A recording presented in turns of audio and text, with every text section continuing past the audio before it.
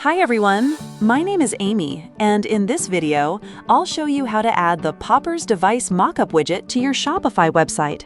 Device Mockup Widgets are useful for showcasing designs, app previews, and website screens in a polished and realistic way, which can make your website look more professional. So let's get started. First, go to your Popper dashboard. Once you're there, click on Widgets from the sidebar, and then click Create New Widget. Now search for Device Mockup in the widget library and open it. After that, choose a layout and the widget editor will open. On the right side, you'll see the preview, and on the left side, you'll see the settings panel. In the Content tab, you can select the device type.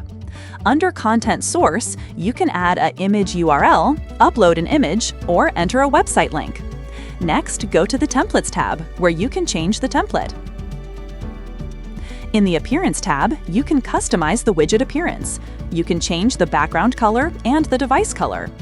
In the Interaction section, you can enable or disable options like 3D effect, auto scroll, and phone landscape view. Once you're happy with the customization, click Publish Widget. After that, copy the code and go to your Shopify site editor.